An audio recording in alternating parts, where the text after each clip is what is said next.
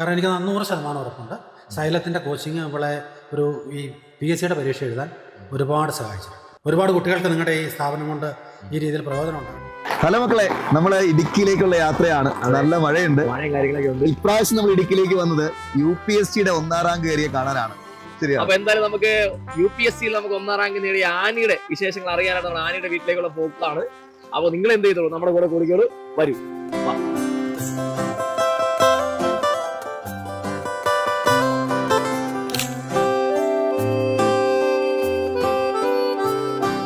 ഇടുക്കി ജില്ലയിൽ നമ്മുടെ ഇപ്രാവശ്യത്തെ നമ്മുടെ UPSCയുടെ 1ാം റാങ്ക് നമുക്ക് കൊണ്ടുതന്ന നമ്മുടെ ആനിയുടെ ഫാമിലിയുടെ ഒപ്പമാണ് നമുക്കുള്ളത്. ആനിയുടെ അച്ഛനും അമ്മയാണ്.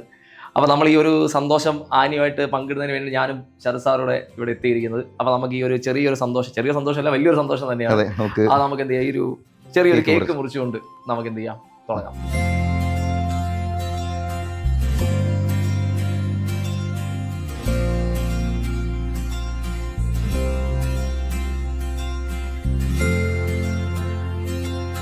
അപ്പോൾ സൈലം PSCയുടെ ആ ഒരു റാങ്കുകൾ നമ്മുടെ LPയിലും അതുപോലെ LDCയിലും കണ്ടതുപോലെ UPയുടെ റാങ്കുകൾ വന്നുകൊണ്ടേയിരിക്കുന്നു. അപ്പോൾ ഇടുക്കി ജില്ലയിലെ ആനിയോടൊപ്പമാണ് നമ്മളുള്ളത്. അപ്പോൾ നമുക്ക് ആനിയുടെ വിശേഷങ്ങൾ നമുക്കൊന്ന് നോക്കാം. ആനി, ഈ ഒരു ഫസ്റ്റ് റാങ്ക് പ്രതീക്ഷിച്ചിരുന്നോ? ആദ്യത്തെ 10 റാങ്കിൽ വരുമെന്ന് ഉറപ്പായിരുന്നു. അതിന് വേണ്ടിയിട്ടാണ് പഠിച്ചത്. 10 റാങ്ക് വരണമെന്നായിരുന്നു ആഗ്രഹം. ഫസ്റ്റ് റാങ്ക് പ്രതീക്ഷിച്ചിരുന്നോ എന്ന് ചോദിച്ചാൽ ആഗ്രഹിച്ചിരുന്നു, പ്രതീക്ഷിച്ചിരുന്നില്ല. പിന്നീട് PSC ഒക്കെ പഠനം തുടങ്ങിയിട്ട് ഇപ്പോൾ എത്ര നാളായിട്ടുണ്ടാവും PSC പഠിച്ചു തുടങ്ങിയിട്ട്? ഞാൻ BEd കഴിഞ്ഞത് 2022 22 ഒക്ടോബറിൽ BEd കഴിഞ്ഞു. 23 ജനുവരി തൊട്ട് ഞാൻ PSC പഠിക്കുന്നുണ്ട്. 24 ജൂലൈയിലാണ് UP സ്കൂളിന്റെ എക്സാം അത് എഴുതി.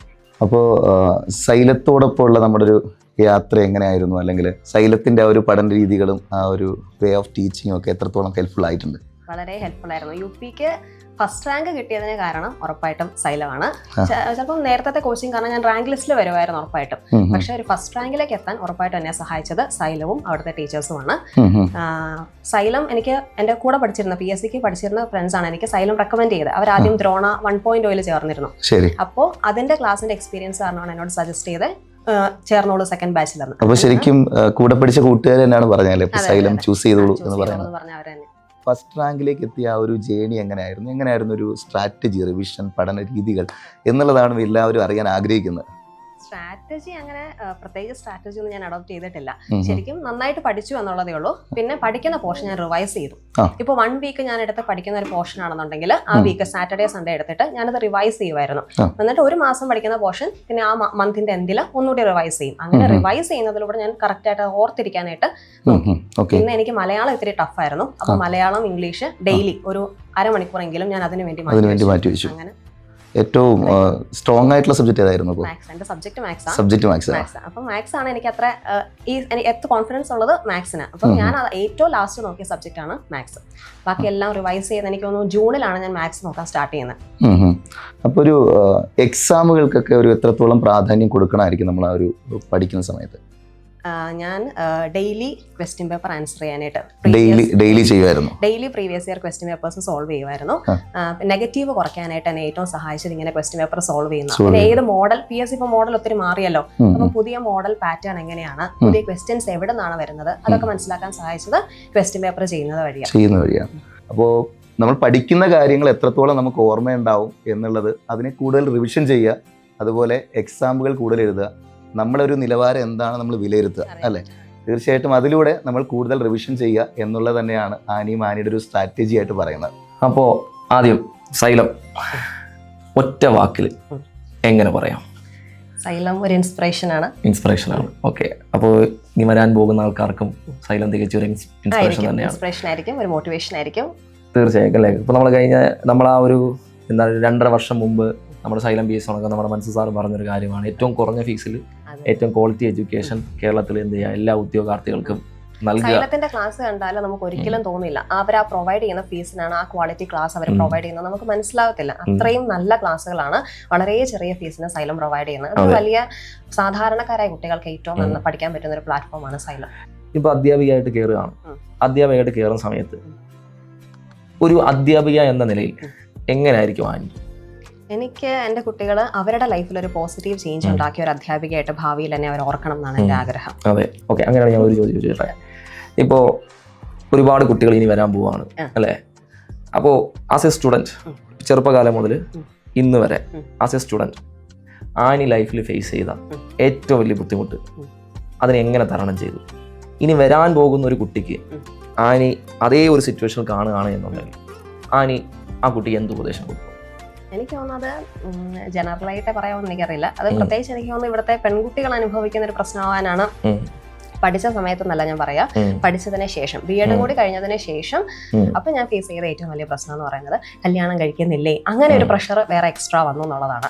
എന്റെ ആഗ്രഹം ജോലിയൊക്കെ ആയി അതൊന്ന് ഉറപ്പിച്ചതിന് ശേഷം കല്യാണത്തിലോട്ട് ചിന്തിക്കുക എന്നുള്ളതായിരുന്നു. അപ്പൊ ഞാനത് അതിനെ ഏറ്റവും വലിയ അതിന്റെ കൂടെ നിന്നത് എന്റെ പേരൻസാണ്. അവരങ്ങനെ ബാക്കിയുള്ളവർ പ്രഷർ ചെയ്തു എന്നുള്ളത് സത്യം, പക്ഷെ പേരൻസ് എന്നെ സപ്പോർട്ട് ചെയ്തു. അതുകൊണ്ട് എനിക്കത് മറികടക്കാനായിട്ട് പറ്റി. ഓക്കെ. അപ്പൊ ആ ഒരു കിട്ടിയ റാങ്ക്, ജോലി കിട്ടിയെന്ന് പറയുന്നതിനേക്കാൾ അതൊരു ഫസ്റ്റ് റാങ്ക് എന്ന് കൂടി ആകുമ്പോൾ അതിന് കുറച്ചുകൂടി ഒരു മാധുര്യം കൂടുന്നുണ്ട് അല്ലേ? അതറിഞ്ഞ നിമിഷം അച്ഛനും അമ്മയും അത് എങ്ങനെയായിരുന്നു ആ ഒരു നിമിഷം എന്ന് പറയുന്നത്? റാങ്ക് ലിസ്റ്റിൽ വരും എന്നുള്ളൊരു ഇതുണ്ടായിരുന്നു. കാരണം വെച്ചാൽ അതുപോലെ നല്ലപോലെ ശ്രമിച്ചിട്ടുണ്ട്. അപ്പം അങ്ങനെ പിന്നെ കിട്ടാതെ വരിക എന്ന് പറയുന്നത് വിധിയാണെന്ന് കൂട്ടിയാണ്. അത്രയും അതുപോലെ പരിശ്രമിച്ചിട്ടുണ്ട്. പിന്നെ ഈ സൈലത്തിൻ്റെ ക്ലാസ് കൂടാൻ തുടങ്ങിയതിന് ശേഷം അപ്പോൾ അവളുടെ ആ ഒരു പ്രിപ്പറേഷൻ്റെ രീതി എന്ന് പറയുന്നത് വെച്ചിട്ട് നോക്കുമ്പോൾ ഇത് നമുക്കിങ്ങനെ ഒരു പ്രതീക്ഷ ഉണ്ടായിരുന്നു. പിന്നെ ഈ മാർക്ക് ഇതിൻ്റെ ആദ്യത്തെ ഈ ലിസ്റ്റിങ്ങിന് ഈ റിട്ടൺ ടെസ്റ്റിൻ്റെ റിസൾട്ട് വന്നു കഴിഞ്ഞപ്പോൾ അപ്പോൾ നമുക്കിങ്ങനെ ഒരു 70-ന് മേളിലുള്ള മാർക്കുണ്ട്, 74.67 മാർക്കുണ്ട്, സാമാന്യം നല്ല മാർക്കാണ് എന്നുള്ളൊരു പ്രതീക്ഷ ഉണ്ടായിരുന്നു. അപ്പോൾ റാങ്ക് ലിസ്റ്റിൽ ഉറപ്പായിട്ടും വരും. അപ്പോൾ അന്ന് നമ്മൾ പറഞ്ഞിങ്ങനെ ഒരു വലിയ കുഴപ്പമില്ലാത്ത, ഇപ്പോൾ മുമ്പേ പറഞ്ഞ പോലെ ഒരു 10-ന് താഴെ ഉള്ള ഒരു റാങ്കിൽ എങ്കിലും ഉറപ്പായിട്ട് വരും എന്നൊക്കെ ഓർത്തിരുന്നു. ഇവളുടെ ഇൻ്റർവ്യൂ നടന്നത് കോട്ടയത്താണ്, PSC ഓഫീസിലായിരുന്നു. അപ്പോൾ ഞങ്ങൾ തലേ ദിവസം അന്ന് രാവിലെ വെളുപ്പിന് ഇവിടുന്ന് ഒരു 4 മണിയായപ്പോഴും 3 മണിയായപ്പോഴും എഴുന്നേറ്റ് പോയി അവിടെ ചെന്ന് ഇൻ്റർവ്യൂ അറ്റൻഡ് ചെയ്തു. അപ്പോൾ ഇൻ്റർവ്യൂവിന് വലിയ കുഴപ്പമില്ലായിരുന്നു. അപ്പോൾ ഇൻ്റർവ്യൂവിന് പിന്നെ അവർക്ക് എന്തോ ഈ കൊടുക്കുന്ന മാർക്കിൻ്റെ കാര്യത്തിൽ എന്തോ ലിമിറ്റ്സ് ഒക്കെ ഉണ്ടെന്നാണ് പറയുന്നത്. അപ്പോൾ അതിനനുസരിച്ച് അതൊക്കെ കൂടെ കണക്കൂട്ട് നോക്കുമ്പോൾ നമുക്കിങ്ങനെ ഏതായാലും വരും എന്ന് പ്രതീക്ഷിച്ചിരുന്നു. അപ്പോൾ ഫസ്റ്റ് റാങ്ക് കിട്ടുക എന്ന് പറയുന്നത് ഒരു വലിയ കാര്യമല്ലേ? അപ്പോൾ അതിങ്ങനെ നമ്മൾ അത്രയും ഒരു ഇതിൽ പിന്നെ ഞങ്ങളൊക്കെ തീർച്ചയായിട്ടും വലിയ വിശ്വാസത്തിൽ ഇങ്ങനെ ജീവിക്കുന്ന ആളുകളാണ്. അപ്പോൾ ദൈവത്തോട് നല്ലപോലെ പ്രാർത്ഥിച്ചു. ഫസ്റ്റ് റാങ്ക് തരണമെന്ന് പറഞ്ഞില്ല, പക്ഷേ ഒരു ജോലി കിട്ടാൻ ഇപ്പോൾ PSCയുടെ ആണെങ്കിലും റാങ്ക് ലിസ്റ്റിൽ ഇപ്പോൾ നമ്മളൊരു പരിധി വരെ വന്ന് 10-50 നിയമനം നടക്കുന്നെങ്കിൽ അതിനകത്ത് വരില്ലല്ലോ. അപ്പോൾ ഒരു ജോലി കിട്ടാൻ പറ്റുന്ന രീതിയിൽ ഒരു കൈപിടിച്ച് ഉയർത്തണം എന്ന് ദൈവത്തോട് പ്രത്യേകം പ്രാർത്ഥിച്ചിരുന്നു ഈ ദിവസങ്ങളിലൊക്കെ പ്രത്യേകമായിട്ട്. അപ്പോൾ ദൈവം അതിൻ്റെ കൊച്ചിൻ്റെ ശ്രമം പോലെ തന്നെ താൻ പാതി ദൈവം പാതി, ദൈവത്തിൻ്റെ ഞങ്ങളുടെ പ്രാർത്ഥന കേട്ടു. അപ്പോൾ റാങ്ക് കിട്ടി. ഇവിടെ എന്നെ വിളിച്ച് പറയുമല്ല, എനിക്ക് ആദ്യം വാട്സാപ്പിൽ അതിൻ്റെ ആ ഒരു സ്ക്രീൻഷോട്ട് ഇട്ട് തന്നു. അപ്പോൾ അത് ഞാനത് കണ്ടു. ഞാൻ ഇവിടെ വിളിച്ചു, പറഞ്ഞു തേടി മാർക്ക് 1ാം റാങ്ക് കൊണ്ട് കേട്ടോ എന്ന് പറഞ്ഞു. ഞങ്ങൾക്കൊരു വലിയ ഇതായിരുന്നു. അപ്പോൾ അതിനെ പ്രത്യേകം ഞാനിപ്പോൾ റാങ്ക് കിട്ടി ആ കാര്യത്തിൽ ദൈവത്തോട് നന്ദി പറയുന്നതോടൊപ്പം നിങ്ങളുടെ ടീമിനോടും പറയുകയാണ്. കാരണം എനിക്ക് 100% ഉറപ്പുണ്ട് സൈലത്തിൻ്റെ കോച്ചിങ് അവളെ ഈ PSCയുടെ പരീക്ഷ എഴുതാൻ ഒരുപാട് സഹായിച്ചിട്ടുണ്ട്. ഒരുപാട് കുട്ടികൾക്ക് നിങ്ങളുടെ ഈ സ്ഥാപനം കൊണ്ട് ഈ രീതിയിൽ പ്രയോജനം ഉണ്ടാകട്ടെ. കാരണം ഒരു ഗവൺമെൻറ് ജോബ് എന്ന് പറയുന്നത് ഈസിയല്ല, ഒരുപാട് സ്ട്രെയിൻ ചെയ്താലേ കിട്ടുള്ളൂ. അപ്പോൾ പിള്ളേർ അതിന് വേണ്ടിയിട്ട് വരട്ടെ, നന്നായിട്ട് പോട്ടെ എന്ന് പ്രാർത്ഥിക്കുന്നു. ഇപ്പോൾ ഒരാൾക്ക് ഒരു ജോലി കിട്ടുക, സർക്കാർ ജോലി കിട്ടുക എന്ന് പറഞ്ഞാൽ ആ കുടുംബം സെറ്റായി എന്നുള്ളത്. അപ്പോൾ അതെന്ന് പറയുന്നത് നിങ്ങൾ ചെയ്യുന്ന ഒരു ഭയങ്കര ഇതാണ്. അപ്പോൾ പ്രത്യേകിച്ച് മനസ്സു സാറിനോടൊക്കെ ഞങ്ങളുടെ ഹൃദയം നിറഞ്ഞ നന്ദി കേട്ടോ.